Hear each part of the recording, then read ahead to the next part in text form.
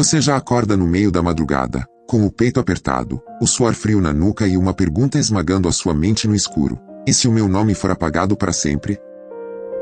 Você rola na cama, tenta orar, tenta lembrar de um versículo reconfortante, mas a dúvida continua martelando as paredes do seu crânio.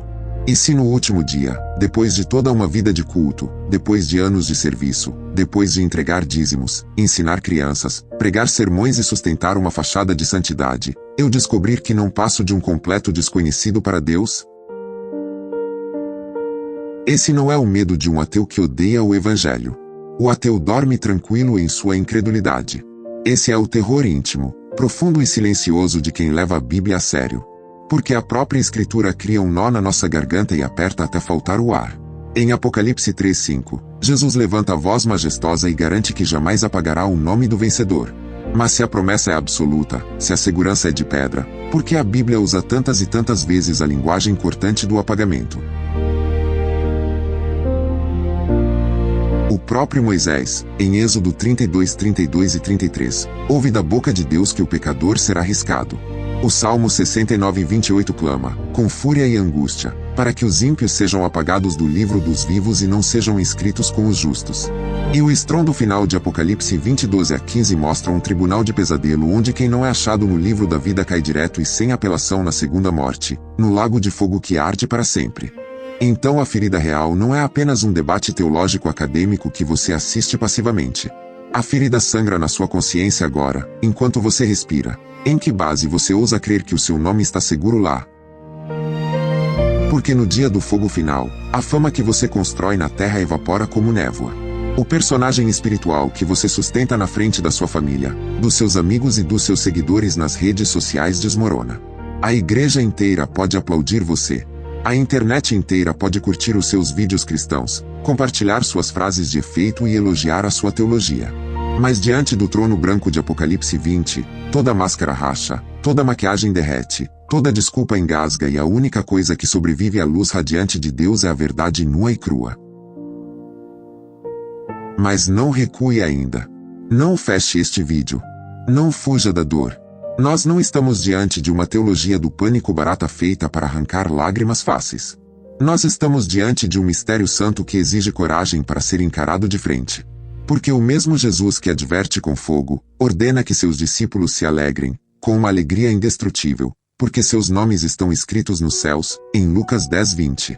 E o apóstolo Paulo crava em Filipenses 4:3 que seus cooperadores estão no livro da vida com absoluta certeza e paz. Como essas duas realidades respiram no mesmo livro. Como o aviso de terror e a promessa de descanso coexistem na mesma mente divina. Hoje, nós vamos rasgar o véu do conforto superficial que a religião moderna criou. Nós vamos abandonar o evangelho de autoajuda que acaricia o seu ego e deixa a sua alma em perigo. Nós entramos agora na cidade poeirenta e rica de Sardes. Nós ouvimos a voz do Cristo vivo estilhaçando a reputação de uma igreja famosa, quebrando as vitrines do orgulho religioso. Nós caminhamos até o pé do Monte Sinai em chamas, engolindo poeira com Moisés enquanto o povo dança em volta de um bezerro de ouro. E, por fim, nós ficamos de pé, nus, descalços e trêmulos, diante do grande trono branco. E no meio desse terror cósmico, no meio do colapso do universo, nós descobrimos que a resposta para sua ansiedade não mora no seu próprio esforço desesperado, não mora na sua moralidade frágil, mas no sangue fervente de uma pessoa específica. O Cordeiro de Deus. Sinta o chão vibrar. Uma cidade respira ares de grandeza e autossuficiência. Sardes. A metrópole do ouro, a cidade impenetrável que enriqueceu e se acomodou. Há movimento incessante pelas ruas, mercadores negociam em voz alta, soldados patrulham as muralhas, e a igreja local reflete exatamente a riqueza da cidade. Há estrutura. Há paredes belíssimas. Há eventos lotados que atraem multidões de todas as regiões vizinhas. Há homens que sabem exatamente como articular as palavras para arrancar o aplauso fácil, modular a voz para forjar uma unção que não possuem. Há líderes que conhecem o peso do próprio sobrenome espiritual e andam pelos corredores com o peito estufado. Pessoas se cumprimentam na porta principal com sorrisos ensaiados. Relembram os avivamentos antigos, as glórias de décadas passadas, enquanto tomam café e discutem a próxima grande conferência. Sorriem o sorriso polido e frio da religião bem-sucedida. E no meio desse teatro anestesiado, onde todos parecem felizes e salvos, um mensageiro chega. Ele traz um rolo de pergaminho enviado por João, direto da ilha de Patmos. Mas as palavras não são do apóstolo. As palavras são do dono da igreja. O pergaminho é aberto diante da congregação atenta. O silêncio toma conta do salão espaçoso. A expectativa é de mais um elogio, mais um troféu invisível para a parede de glórias de Sardes. Eles esperam que Jesus valide o esforço deles, valide o orçamento alto, valide a excelência musical. Mas a carta não acaricia. A carta apunhala a alma daquela assembleia. Em Apocalipse 3:1, a voz do Cristo glorificado dispara contra o peito daquela igreja. Eu conheço as suas obras. Você tem fama de estar vivo, mas está morto. O ar foge dos pulmões dos ouvintes. A frase bate como um martelo de ferro numa vidraça de cristal. Sinta o peso dessa declaração absoluta entrando na alma de gente acostumada a ouvir que é o máximo, que é a elite da Ásia Menor.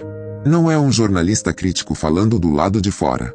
Não é um líder rival com inveja do sucesso deles. É o Cristo ressurreto. O Senhor que segura as 7 estrelas e os 7 Espíritos de Deus. Aquele cujos olhos são como chamas de fogo, dissecando a alma, separando juntas e medulas, lendo as intenções invisíveis do coração. Jesus ignora a biografia gloriosa deles. Jesus rasga o currículo ministerial na frente de todos. Fama é apenas o ruído oco que os homens fazem do lado de fora. Vida é o fogo do Espírito Santo queimando do lado de dentro. E o Cristo vivo olha para a superprodução deles, olha para o coral afinado, olha para a teologia bem estruturada, e diz: isso é um necrotério. Vocês estão mortos. Imagine a cena se desenrolando no tempo presente. Um presbítero, sentado na primeira fileira, aperta as mãos nos joelhos até os nós dos dedos ficarem completamente brancos. O suor frio desce pela espinha dele, manchando a túnica cara. Ele olha desesperado para os lados, procurando nos olhos dos outros irmãos alguma defesa, algum sussurro de indignação que o faça pensar que Jesus comete um erro, que a carta está endereçada à igreja errada. Mas não há engano no céu. A voz continua quebrando os ossos da hipocrisia geral. Em Apocalipse 3:2, o Senhor não sugere um ajuste de marketing. Ele não pede uma nova campanha de arrecadação de fundos. Ele não aconselha uma mudança na liderança de louvor. Ele grita como quem tenta acordar um homem deitado nos trilhos de um trem em alta velocidade: desperte. Fortaleça o que resta e está para morrer. O verbo cai como um raio no meio do salão. Desperte. A tragédia do sonâmbulo espiritual não é que ele fica parado. A tragédia é que ele continua caminhando, continua falando, continua operando a liturgia inteira enquanto a alma apodrece em silêncio. Esse é o terror profundo de Sardes, e, se formos honestos até doer, talvez seja o seu. Você pode cantar de olhos fechados e dormir o sono da morte. Você pode entregar dízimos poupudos e dormir. Você pode pregar um sermão brilhante que arranca lágrimas da multidão e continuar absolutamente morto por dentro. O sono espiritual não é a ausência de atividade religiosa. O sono espiritual é a ausência de Cristo no centro da atividade religiosa. E enquanto o pergaminho continua a ser lido, o coração de muitos ali entra em colapso total. Porque não há descoberta mais humilhante, não há vergonha maior do que ser chamado de cadáver quando a cidade inteira aplaude a sua força e a sua vida. Uma mulher na fileira do meio abaixa os olhos e engole seco. A mente dela volta no tempo.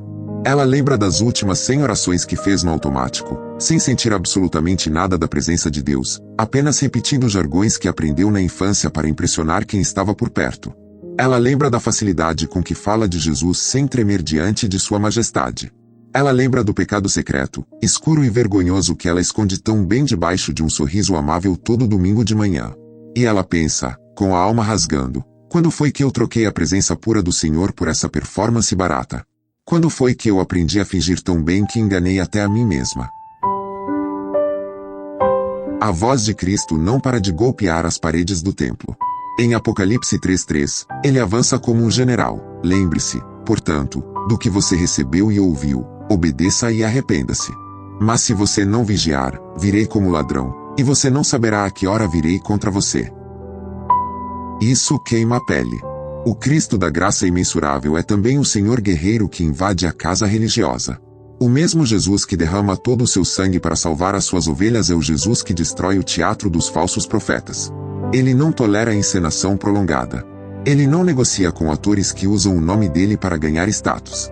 A ameaça é clara: se não houver arrependimento brutal, ele virá. E ele não virá para abençoar o culto. Ele virá para executar juízo. Virá como um ladrão, na hora em que eles estiverem mais confiantes de sua falsa paz. Mas observe a beleza brutal deste momento. O golpe é pesado o suficiente para esmagar um crânio, mas a mão que segura a espada sangra de amor. Até no alarme estridente existe misericórdia. O fato de Jesus mandar a carta, o fato de Jesus mandar lembrar do evangelho inicial, mandar obedecer agora, mandar arrepender-se enquanto há fôlego, prova que ele não os abandonou definitivamente no cemitério das próprias ilusões. Ele ainda fala com a igreja. Ele ainda estende a corda de resgate para dentro do poço.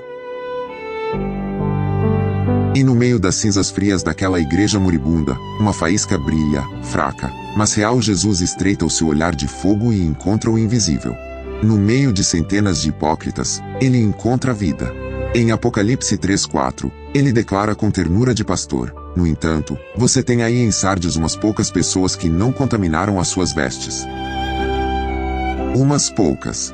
Pare para pensar no absurdo disso. Não a multidão barulhenta que domina os palcos. Não os astros que todos admiram e seguem. Umas poucas. Pessoas desconhecidas. Pessoas que não possuem estátuas, que não têm seguidores no mundo digital, que não são chamadas para discursar. Gente que limpa o chão. Gente que ora de madrugada enquanto a cidade dorme.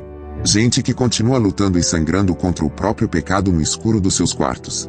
Pessoas que recusam, com todas as forças, prostituir a verdade da cruz para ganhar a aprovação passageira da sociedade. E o Cristo vivo as enxerga. O Cristo sabe o endereço delas. O Cristo as chama pelo nome. O Cristo separa o remanescente vivo e pulsante do meio da massa podre. E então, como um trovão rasgando a escuridão da tempestade, Jesus profere a promessa que abala a estrutura inteira deste vídeo e da sua própria fé. Apocalipse 3:5. O vencedor será igualmente vestido de branco. Jamais apagarei o seu nome do livro da vida, mas o reconhecerei diante do meu Pai e dos seus anjos. Pare absolutamente tudo o que você está fazendo. Feche os olhos por um segundo. Ouça essa frase batendo de frente contra a parede da sua dúvida e da sua insegurança noturna: jamais apagarei o seu nome. Jesus não joga com a sua ansiedade. Ele não é um tirano cósmico que tem prazer em ver você suando frio de medo. Ele não escreve isso para manter você preso num cativeiro eterno de neurose, tentando adivinhar se hoje você está salvo e amanhã está perdido. A promessa irrompe como uma explosão de luz para injetar aço na coluna vertebral daquele pequeno remanescente. Ele fala isso para sustentar o que resta, para chacoalhar os vivos para que não desanimem, e convidar os mortos a ressuscitarem pelo arrependimento. Mas a nossa mente, gravemente viciada na incerteza e quebrada pelo pecado, grita de volta para Deus: mas Senhor, se o nome está seguro, se o Senhor diz jamais apagarei, por que o abismo se abre tantas vezes na Bíblia? Se a promessa de não apagar existe de forma tão clara, por que o apagamento é citado como uma realidade assustadora em tantas outras páginas? Para resolver esse conflito que dilacera a alma, você não pode ficar na superfície. Você precisa descer até a areia escaldante do deserto do Sinai. A narrativa bíblica nos joga séculos e séculos para trás.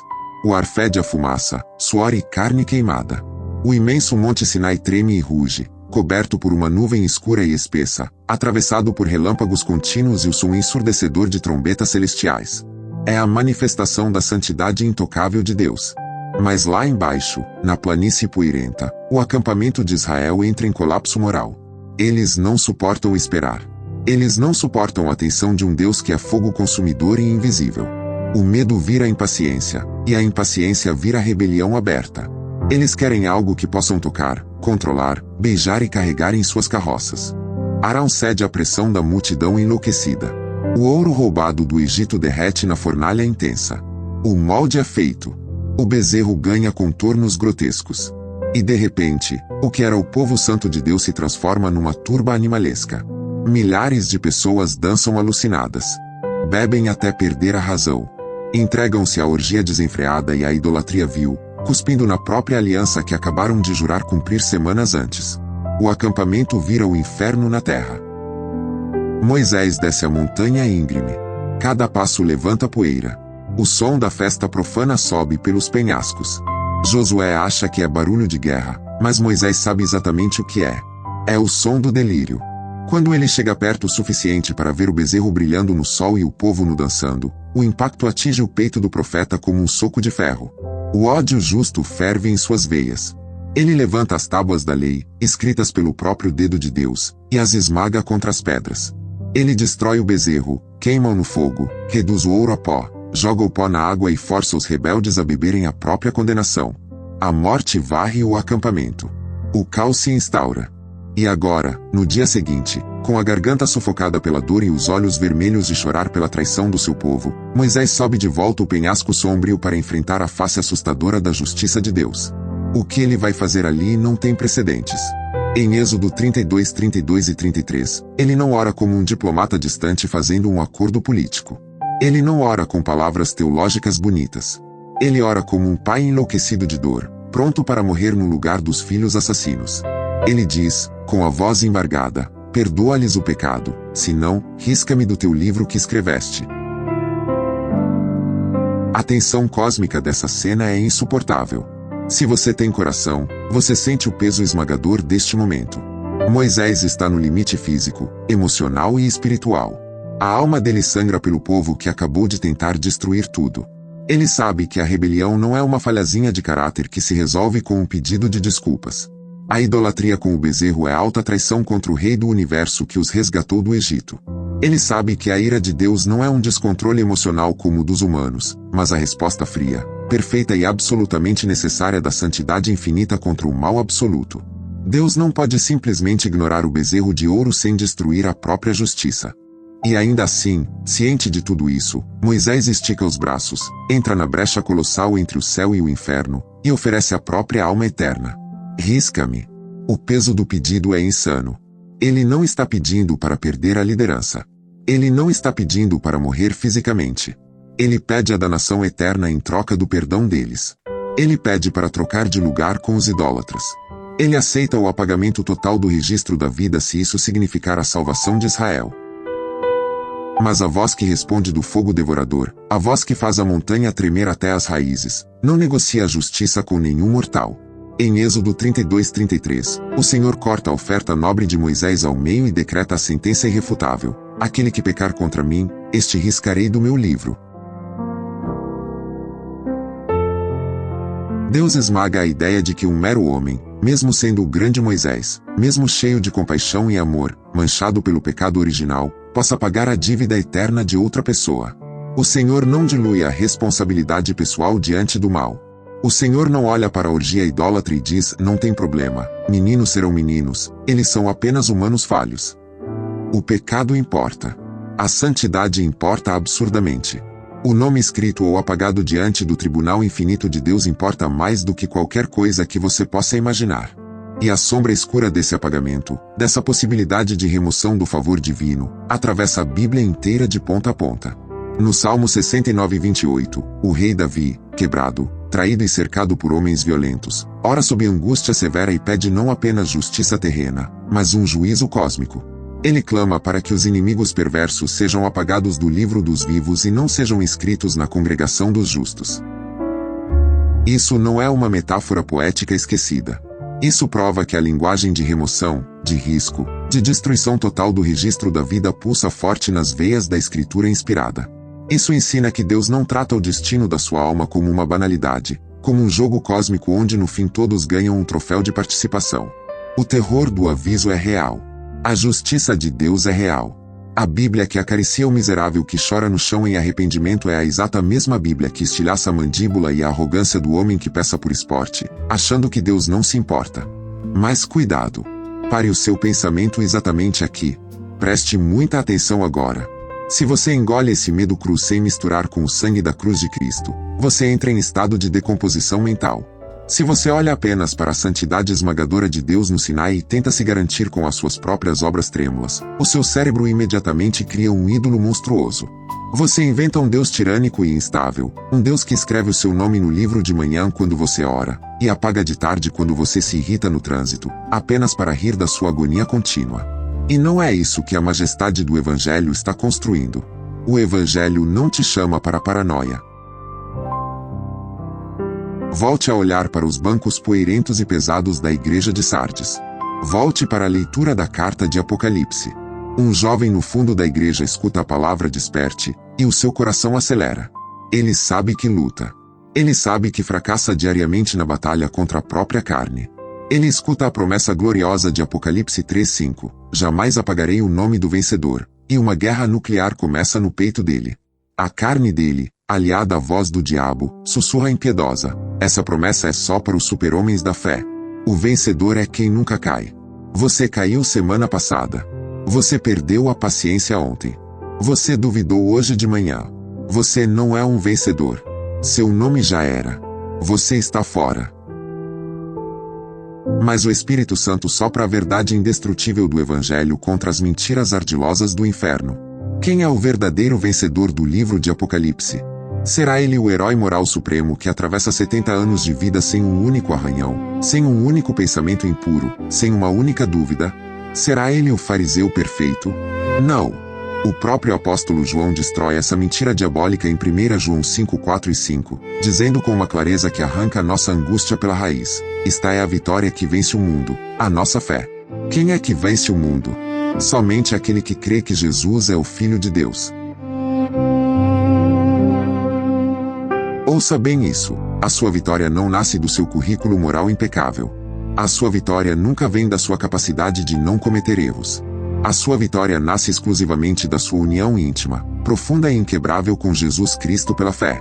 O vencedor não é o homem que não precisa de um Salvador porque já é bom o suficiente. O vencedor é o homem falho, fraco e quebrantado que se agarra ao Salvador como um náufrago no meio de uma tempestade noturna se agarra à única boia jogada do navio de resgate. A sua força não está nos seus braços, a sua força está na firmeza da boia. O vencedor é aquele que crê no Filho de Deus. Mas a jornada dessa revelação ainda não acabou. A Escritura não nos deixa apenas em Sardes. Ela nos arrasta agora pelo colarinho para fora do tempo, para fora do espaço, rasgando as dimensões físicas, e nos joga no momento mais assustador, aterrorizante e final de toda a existência humana. A linha de chegada da humanidade. O tribunal definitivo. O fim de todas as ilusões. Em Apocalipse 20:11, os olhos velhos e cansados do apóstolo João se arregalam diante de uma visão que desafia a sanidade mental de qualquer criatura. Ele tenta descrever o indescritível. Ele diz: vi um grande trono branco e aquele que nele está assentado. Terra e céu fogem da sua presença, e não se encontra lugar para eles. Sinta a gravidade colapsar ao seu redor. Pense no que o texto acabou de dizer. Terra e céu fogem. A montanha de granito que você achava inabalável vira pó fino no vento. O oceano infinito que você temia evapora numa fração de segundo. As estrelas cadentes despencam.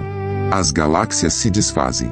O universo físico inteiro entra em convulsão de pânico puro e absoluto diante da face daquele que se senta para julgar. Não existe mais esconderijo possível. Não existe espaço geográfico. Não existe mais a sala da sua casa. Não existe um abrigo de concreto profundo o suficiente, nem um buraco negro distante o suficiente para esconder um pecador da luz esmagadora do trono branco. A brancura daquele trono não é apenas uma cor estética. A brancura é santidade radioativa, pura, absoluta, cegante e implacável. É a ausência total de qualquer sombra de mentira. Em Apocalipse 20:12, a cena ganha o peso insuportável da eternidade nua. João narra, ainda tremendo, vi os mortos, grandes e pequenos, em pé diante do trono, e livros foram abertos. Outro livro foi aberto, o livro da vida. Ninguém, absolutamente ninguém escapa dessa convocação suprema. A morte não é um refúgio, é apenas a sala de espera. Grandes e pequenos. O imperador romano e o escravo que morreu apanhando na pedreira. O bilionário arrogante e o mendigo que morreu de frio na calçada. O pastor mega famoso que arrastava multidões e o pecador oculto que nunca entrou numa igreja. O CEO e o estagiário. O ateu zombador e o religioso fariseu. Todos perdem as patentes e os títulos. Todos perdem as contas bancárias e os pronomes de tratamento. Estão todos nivelados, de pé, na mesma estatura miserável, aguardando o veredito diante do soberano absoluto do tempo e do espaço. Livros são abertos. Não são livros literais de papel, é a memória onisciente de Deus sendo exposta. O som das páginas invisíveis virando parece ecoar no vazio infinito do espaço. Livros de obras. Livros onde cada ato humano foi registrado com precisão milimétrica. O que o seu corpo fez no escuro absoluto do seu quarto é projetado na luz violenta da eternidade. A mentira sussurrada para obter vantagem financeira. O ódio disfarçado de justiça social. O roubo legalizado através de contratos complexos. A traição conjugal acobertada por anos de viagens de negócios. A inveja mastigada e engolida em silêncio enquanto você sorria para o seu vizinho. Os acessos secretos na internet no meio da noite. Toda a narrativa falsa que você criou com extremo cuidado para parecer um homem bom e santo diante da sua família desaba completamente em um milissegundo de exposição divina. O silêncio do tribunal de Deus não é um silêncio calmo. É um silêncio pesado e denso. É o silêncio de bilhões e bilhões de consciências sendo esmagadas ao mesmo tempo pelo próprio peso da culpa inegável. Ninguém abre a boca para dizer, mas veja bem. Ninguém culpa os pais pela infância difícil. Ninguém culpa a sociedade. Todo mundo sabe que é culpado. E então, no meio desse desespero silencioso, o som de um outro livro se abrindo paralisa tudo e faz a respiração da humanidade parar. O livro da vida.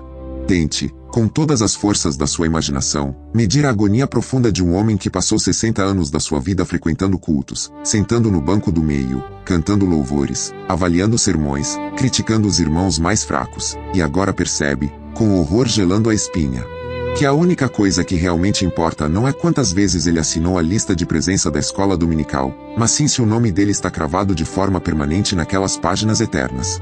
Em Apocalipse 20, 12 e 13, o texto não recua. O mar, as profundezas frias, devolve os corpos dos afogados. A morte e o inferno cospem os mortos que mantinham aprisionados. O juízo individualiza cada fôlego de vida que um ser humano já deu na terra. Ninguém será julgado em grupos. A sua família não pode te salvar. A sua denominação não pode te salvar. Você está sozinho. E o machado de Deus finalmente cai, rápido e irreversível, em Apocalipse 20, 14 e 15. A morte e o Hades são lançados no lago de fogo. E agora, preste atenção com todo o seu espírito, com toda a sua alma. Se o nome de alguém não for encontrado no livro da vida, este é lançado no lago de fogo. Neste ponto, acabaram-se todos os debates teológicos virtuais. Acabaram as discussões infantis sobre palavras originais gregas e hebraicas no YouTube. A eternidade bate na porta com fúria. A perdição, o inferno, o lago de fogo é real, físico, consciente, desesperador e eterno. A ausência de um único nome naquele livro garante um mergulho imediato na agonia sem fim. Esse texto não pede a sua opinião acadêmica. Ele não quer saber se você concorda filosoficamente com o juízo de Deus. Ele exige o seu colapso imediato em pó e arrependimento. Porque o dia do juízo não vai perguntar se você teve uma página cristã de sucesso na internet que alcançava milhares. Ele não vai perguntar se o design das suas postagens era atraente. Ele não vai perguntar quantos teólogos complexos você sabia citar de cor. Ele pergunta apenas uma coisa, a coisa final, a única que restará quando tudo queimar. O seu nome está lá? Mas, glória a Deus, no exato instante em que o terror tenta esmagar a sua esperança de uma vez por todas, a luz mais forte, mais quente e mais gloriosa do universo invade a cena do desespero. Porque a pergunta que salva nossa sanidade mental não é apenas meu nome está no livro. Se essa for a única pergunta, nós todos enlouquecemos de medo. A pergunta que realmente resgata a nossa alma do buraco é: de quem é esse livro? A quem ele pertence? Quem assina essas páginas? Quem sustenta as letras douradas da salvação? A resposta explode em triunfo divino, como uma supernova de graça, em Apocalipse 13:8 e Apocalipse 17:8. Preste atenção e agarre essa âncora. O livro da vida não é um arquivo morto governamental cósmico. O livro da vida não é uma planilha fria preenchida por anjos burocratas. O livro da vida é o livro da vida do Cordeiro que foi morto. Ajoelhe a sua mente agitada diante dessa revelação. O livro pertence inteiramente ao Cordeiro. O registro que define o destino de cada alma na eternidade não é uma prancheta de avaliação das suas boas ações terrivelmente falhas. O registro da glória está encharcado no sangue rubro de um sacrifício inocente e perfeito. O livro da vida não está lá, brilhando no trono, para medir se o seu ego conseguiu subir sozinho a montanha escorregadia da perfeição moral. O livro está lá para testemunhar diante de toda a criação, diante de anjos e demônios. Quem são aqueles que estão unidos pelos laços inquebráveis da graça ao corpo do Cordeiro sangrando e ressurreto? A sua esperança de salvação não sou eu ensinando. A sua esperança não é o seu histórico eclesiástico limpo. A sua esperança não é a sua capacidade de chorar bastante durante uma música bonita. A sua esperança tem rosto, tem nome, tem voz e tem cicatrizes nas mãos e nos pés. A sua esperança é a pessoa de Jesus Cristo. Com essa chave de ouro na mão, volte a olhar para a igreja de Sardes com novos olhos.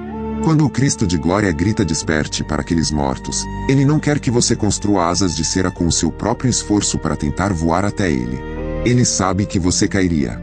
Ele está dizendo, acorde do feitiço narcisista do diabo, reconheça que você não pode se salvar, e agarre-se com todas as forças nas minhas cicatrizes.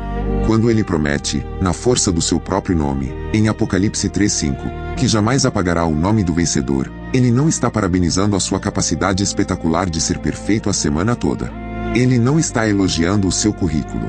Ele está dizendo, eu sou a garantia inegociável do seu nome. Eu morri a morte que apagaria o seu nome para que a vida eterna fosse sua. O branco puro e brilhante que cobre a sua nudez e a sua vergonha cósmica sou eu e a minha justiça imputada a você. A força magnética que sustenta você de pé até o final dos dias sou eu. A voz de trovão que grita o seu nome com orgulho, sem vergonha, diante da presença santa do meu Pai e de miríades de anjos guerreiros, sou eu. Você consegue perceber o alívio que destrói a religião do esforço? O verso é obsessivamente cristocêntrico. Não é sobre você aguentando o peso descomunal do mundo e da salvação nas próprias costas, fingindo ser o Atlas cristão. É sobre Jesus Cristo sustentando você, segurando você firmemente nas palmas das mãos que foram furadas, rasgadas e cravadas no madeiro por sua causa.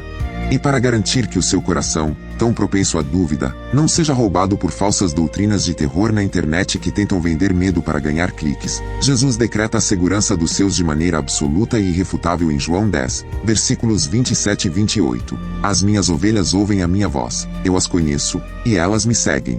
Eu lhes dou a vida eterna, e elas jamais perecerão, ninguém as poderá arrancar da minha mão. Ouça o som estrondoso das portas de ferro do inferno se fechando, sendo trancadas pelo lado de fora e a chave sendo jogada no abismo. Ninguém as poderá arrancar. Leia os lábios do Criador do universo dizendo isso. Ninguém. O demônio mais antigo, astuto e odioso do inferno não tem a força física ou espiritual para abrir um único dedo da mão de Jesus Cristo. O pecado do seu passado nojento não tem jurisdição nem poder de chantagem sobre o aperto firme e quente da mão do Mestre. As tribulações esmagadoras, as perseguições, a depressão silenciosa no meio da noite, não afrouxam o pulso inabalável do Cordeiro. Ninguém tira a ovelha doente, teimosa e machucada debaixo do cajado ensanguentado e protetor do bom pastor. Você está escondido nele.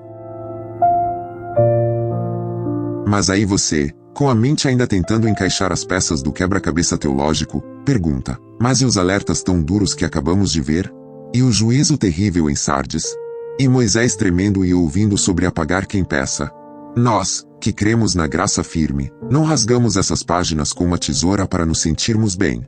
Nós não criamos uma Bíblia picotada com canivete para aliviar a tensão da alma humana. Nós encaramos cada alerta e cada grito de terror divino como a ferramenta cirúrgica, violenta, mas necessária, da própria graça salvadora. Pense comigo. Imagine uma rodovia escura, uma estrada perigosa durante a noite. A placa enorme, iluminada em vermelho vivo, gritando perigo, abismo à frente, reduz a velocidade não foi colocada lá porque a estrada segura é uma mentira e você inevitavelmente vai cair no precipício. A placa assustadora não é um truque de um sádico. A placa existe justamente para dar um soco na sua distração, para arrancar você do transe do sono, fazer você virar o volante no último segundo e garantir que você continue na via certa e chegue são e salvo em casa.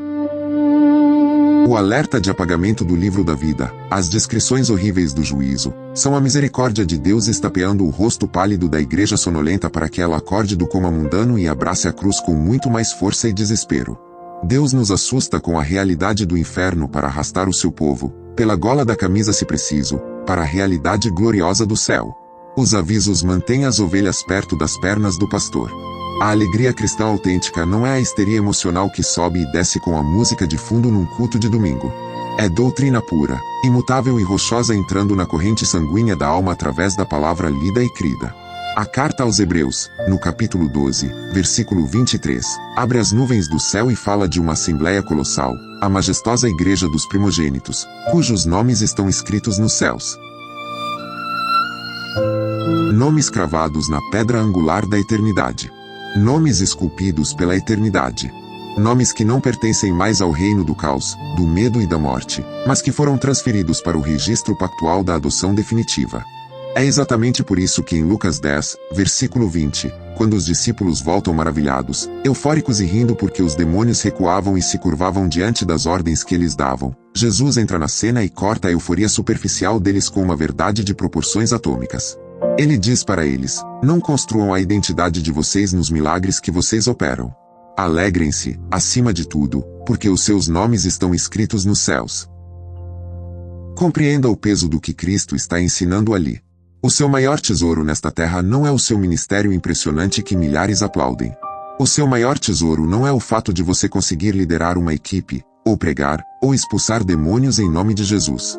O seu maior tesouro, aquele que ninguém te rouba, a pérola de grande valor, é o fato de que você não vai queimar nas chamas eternas do inferno porque o bendito Cordeiro de Deus gravou o seu próprio nome no fundo do coração do Pai. É aí que reside a alegria inabalável. Uma alegria que o câncer não toca, que o divórcio não arranca, que a falência financeira não quebra. E agora eu dirijo a minha voz a você que me ouve através desta tela, pelo fone de ouvido ou pelo alto-falante. Não permita, em nome de Jesus, que o isolamento se torne o seu caixão particular. Vivemos na era da hiperconexão que gera pessoas brutalmente solitárias. O inimigo deforma o verdadeiro cristianismo transformando-o num projeto pessoal solitário, independente e profundo, onde você acha que pode ser a sua própria igreja. Mas a Bíblia desconhece atiradores de elite solitários. A Bíblia recusa a fé desconectada. A Bíblia forma um exército, uma rede, um corpo de pessoas saradas pelas mesmas feridas sangrentas de Cristo. Sardes não era um homem orando sozinho, era uma igreja real, cheia de falhas, mas era o campo de operação da graça. O apóstolo Paulo, em Filipenses 4:3, fala de Evódia, Sintique, Clemente e de todos os seus companheiros de lutas e labutas. Ele fala de cooperadores unidos que têm os nomes no livro da vida. Nós, mesmo operando neste ambiente digital agora, não somos átomos vagando soltos no vazio cósmico. Você, que acompanha esta palavra longa e profunda, você que ora conosco lendo os comentários, você que ouve essas mensagens enquanto dirige cansado para o trabalho ou enquanto arruma a casa no meio da madrugada para aplacar a ansiedade, você participa ativamente da comunidade global inquebrável daqueles que amam a verdade do Evangelho de forma visceral. A comunhão digital, quando baseada na rocha da Escritura e não em entretenimento raso, é uma ferramenta abençoada e poderosa. Ela quebra paredes geográficas que o inimigo tentou erguer. A seção de comentários aqui embaixo deste vídeo não é apenas um fórum de opiniões vazias, ela é um campo de oração real. É uma assembleia espiritual onde corações dilacerados e regenerados se encontram simultaneamente diante da palavra de Deus e encontram consolo mútuo. Testifique nos comentários. Escreva sua oração. Deixe a sua confissão. Use esta ferramenta maravilhosa. Deixe que este ensino profundo, enraizado no texto grego e no contexto histórico, desperte o seu espírito adormecido. Mas o apelo não para por aí. Não pare aqui. Ame a igreja do Senhor no plano físico. Vá para a congregação física. Encontre irmãos de carne e osso. Abrace pecadores redimidos. Deixe o corpo de Cristo local abraçar você quando a sua fé fraquejar e a depressão tentar estrangular a sua esperança de salvação. A comunidade real fortalece o indivíduo. Veja agora, reunindo todas as peças que espalhamos na mesa, a harmonia magnífica e assustadora do Evangelho. Em Êxodo 32, no pé do monte que fumegava, Moisés grita em desespero: risca-me por eles. Moisés tenta ser o substituto. Mas Moisés falha tragicamente, porque Deus rejeita a oferta. Deus rejeita porque Moisés também era feito de pó. Moisés também tinha a semente do pecado original. Moisés também cairia em desobediência anos mais tarde e não entraria na terra prometida. O sacrifício de um pecador não pode apagar a dívida cósmica de outro pecador. Mas olhe para o livro do Apocalipse. Levante a cabeça e olhe para o trono de Deus. Olhe para o Cordeiro que foi morto desde a fundação do mundo. Aqui está o mediador absoluto, perfeito e imaculado que Moisés jamais conseguiria ser, mas apenas prenunciava em sombras. O Cordeiro não pede apenas a Deus Pai para ser riscado. O Cordeiro não faz apenas uma oferta verbal e nobre. O Cordeiro caminha em obediência silenciosa, passo a passo, suando sangue no Getsêmani, em direção ao matadouro. O Cordeiro tem a pele e os músculos das costas rasgados brutalmente pelos chicotes romanos com pontas de osso e chumbo. O Cordeiro recebe a coroa de espinhos cravada no crânio. O Cordeiro se deita voluntariamente na madeira rústica e recebe os cravos grossos rasgando seus nervos. E no ápice do horror cósmico, pendurado no madeiro sob a escuridão que cobriu a terra, o Cordeiro de Deus bebe o cálice gigantesco da ira não diluída do Pai. Ele absorve cada gota da ira que cairia sobre a sua cabeça. Ele morre de verdade. Ele afunda nas garras da morte. Ele arromba as portas do inferno pela justiça do seu sacrifício e ressuscita, irrompendo do túmulo em glória imortal, carregando cravado em seu coração, de forma inseparável, o nome de cada homem e de cada mulher que crê nele em todos os séculos, direto para o alto trono de intercessão do universo. Entenda isso e a sua mente finalmente descansará em paz. Se a sua salvação definitiva dependesse de você não errar uma única vírgula da lei moral, você já estaria no inferno hoje. Se a segurança do seu nome no livro dependesse da sua força de vontade, da sua constância devocional ou do seu zelo impecável, você, eu e todos os apóstolos estaríamos condenados e sem saída. Mas a sua segurança não está no seu currículo. A sua segurança está eternamente amarrada, soldada e fundida aos méritos inesgotáveis e indestrutíveis da obediência de Jesus Cristo. Você não persevera na fé todos os dias apertando os dentes e se forçando a ser bom para conseguir comprar e pagar pelo amor de Deus no final. O amor de Deus não está à venda. Você persevera, mesmo sangrando pelas lutas da vida, porque a sua alma foi ressuscitada pelo impacto do amor incondicional de Deus. Você vigia sobre as suas ações, você chora pelas suas quedas constantes, você tropeça no caminho da santificação, você levanta com vergonha, e você se arrepende no pó, porque a raiz do seu ser está presa na rocha. E toda essa jornada tortuosa e maravilhosa do crente vive mergulhada num oceano de sangue e paz descrito perfeitamente no abraço eterno de Romanos 8, versículo 1. Deixe esse versículo soprar sobre a sua angústia como a brisa refrescante de um oásis no deserto. Portanto, agora já não há condenação para os que estão em Cristo Jesus. Sardes, a igreja hipócrita e morta de Apocalipse 3, é curada completamente pelo remédio de Romanos 8. A doutrina de Romanos 8, por sua vez, nos impede de tratar a advertência de Sardes com leviandade carnal. A atenção da Escritura é perfeita, equilibrada, cortante para os arrogantes e consoladora para os esmagados de espírito. Quem acha que não precisa de graça se depara com a ameaça de ser apagado. Quem está apavorado por causa do próprio pecado se depara com a promessa inquebrável daquele que jamais apaga e jamais perde as ovelhas do Pai. Agora, à medida que nos aproximamos do fim absoluto desta revelação e do tribunal do seu próprio coração, o espelho bíblico que segurávamos até aqui se vira lentamente na sua direção. Não existe mais plateia ao seu redor. Os comentários silenciam na sua mente. A teologia abstrata dá lugar à invasão visceral do seu quarto. O palco desce. As luzes se apagam. É você, nítido e sozinho, lidando direto com a voz do Rei do Universo, a voz do Senhor batendo com força no osso do seu peito. Se você é a pessoa descrita na primeira parte, se você sabe que está vivo e dinâmico por fora, mas apodrecendo de tédio e falta de amor por Cristo por dentro. Se você veste terno, usa a linguagem cananita dos cristãos, sustenta o nome de homem de Deus, de mulher santa da igreja, mas alimenta escondido no celular a mentira diária, a pornografia repetida, o ódio amargo, a fofoca destruidora, a inveja do colega de trabalho e a arrogância intelectual de quem se acha melhor que todos os ignorantes.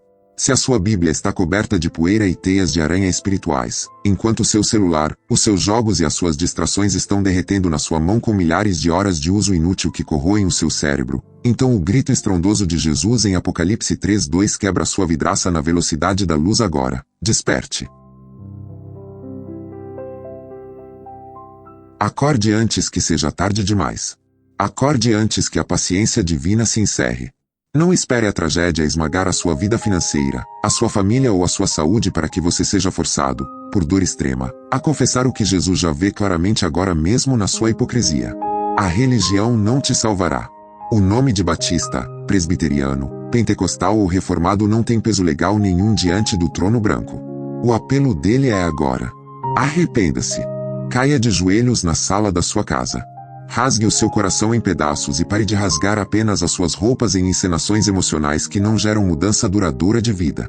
Jesus expõe as suas feridas inflamadas para jogar o antisséptico poderoso da graça, para limpar, queimar e curar. Mas se, por outro lado, você é a outra pessoa que me ouve. Se você é aquela ovelha ferida, trêmula e confusa, que chora escondida no escuro no meio da madrugada com o coração batendo rápido e o medo constante de ser apagado e abandonado pelo Criador. Se você acha que a sua fraqueza inata, os seus pecados persistentes, os seus pensamentos intrusivos e as suas falhas morais te eliminaram completamente do jogo da salvação. Se o inimigo da sua alma senta na beira da sua cama e sopra no seu ouvido que Deus se cansou de você, sussurra que a graça se esgotou, que você esgotou a cota de sangue disponível, que o Senhor pegou a borracha e já raspou o seu nome do livro e que você está condenado sem esperança. Se este é o seu caso de tortura psicológica, eu tenho uma palavra final e definitiva para você. Levante o rosto pálido do chão. Enxugue as lágrimas inúteis do desespero cego e ouça a voz do seu Salvador, aquele que venceu a morte, dizer, com os olhos fixos nos seus, através das páginas de Apocalipse 3:5, eu jamais apagarei o seu nome. Você ouviu? Jamais. Em tempo algum. Sob nenhuma circunstância eu desistirei do vencedor que se agarra em mim aos prantos. Você não será envergonhado diante dos anjos. E a prova final do decreto dele está lá em João 10, versículo 28. Eu lhe dou vida eterna. Não uma vida temporária, não uma vida condicional, vida eterna. E você não vai perecer, hoje, amanhã ou daqui a 100 bilhões de anos. Faça do momento em que este vídeo acaba o altar vivo da sua confissão definitiva a Deus hoje. Use a aba de comentários desta congregação online se quiser deixar registrado publicamente para que outros leiam, se consolem e orem pela sua vida. Ou ore onde você está, ajoelhado no piso frio do seu quarto no escuro absoluto, mas abra a boca e fale com aquele que está presente aí com você agora. Diga a ele a verdade total e sem filtros teológicos polidos. Desista de negociar. Diga, do fundo do poço da sua alma, Senhor Jesus, Rei da Glória, eu abandono agora o peso terrível e insuportável de tentar manter uma aparência espiritual para os outros. Eu não quero a fama moribunda, falsa e oca da igreja de Sardes. Senhor Jesus, Cordeiro que sofreu calado as ofensas do inferno por minha causa, eu arranco agora as vestes da minha própria justificação falsa. Eu pego todo o meu pecado repetido, a minha falsidade, a minha luxúria, a minha avareza oculta, e toda a minha falsa retidão que não passa de trapos imundos, e jogo exatamente aos teus pés ensanguentados. Eu confesso que não tenho 1 miligrama de força para segurar o meu próprio nome cravado no céu, mas eu acredito, eu confio, e eu me lanço integralmente sobre a justiça perfeita e o poder absoluto do teu sangue derramado. Desperte de uma vez por todas o que está morrendo de inanição dentro de mim. Fortaleça o meu espírito cansado de tentar e fracassar. Guarda-me, pois sou tua ovelha medrosa e vacilante. Sustenta minha fé pela raiz.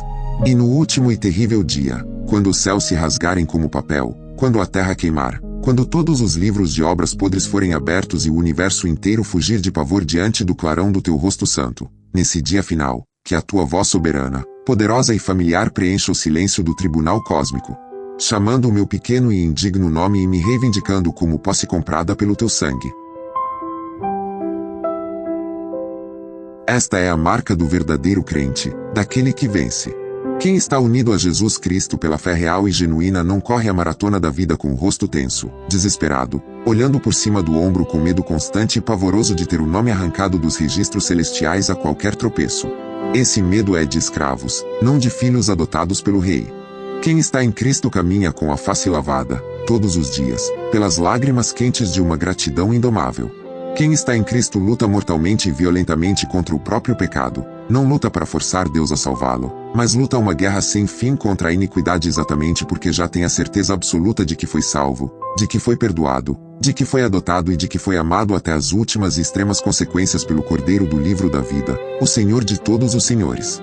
O mistério entre o aviso que aterroriza e a promessa que acalma não é uma contradição no papel. É a balança perfeita do cuidado de Deus desenhada para esmagar os soberbos que acham que não precisam de Jesus, e levantar do pó os quebrantados que sabem que sem o sangue do Cordeiro estão perdidos. Você está seguro nas mãos que criaram o mundo. A mão do bom pastor tem cicatrizes de cravos que provam o preço que ele pagou para que você não pudesse mais ser vendido. A cruz é a sua defesa final contra o tribunal do inferno e contra a condenação da lei. Fique firme e inabalável na verdade simples e crua da palavra de Deus. Descanse os seus músculos espirituais exaustos na garantia gloriosa da promessa eterna que Jesus Cristo fez a você. Feche os olhos para as distrações inúteis do mundo digital que tenta anestesiar a sua alma, e abra o seu espírito para a glória futura que te aguarda. A sua identidade não é mais moldada pelo que o mundo pensa de você, mas por aquilo que Cristo pagou por você. Não tenha medo, pequeno rebanho. A noite ainda é escura, a estrada ainda tem buracos, mas o sol da justiça já nasceu no horizonte e o dia perfeito está chegando mais rápido do que você imagina. O pastor forte, poderoso, glorioso e soberano jamais perde as suas preciosas ovelhas, de ontem, de hoje ou de amanhã. Elas são a alegria dele. Você é o troféu da cruz. A graça venceu o abismo. O nome está gravado nas palmas das mãos divinas. Descanse no sangue do Cordeiro. Amém.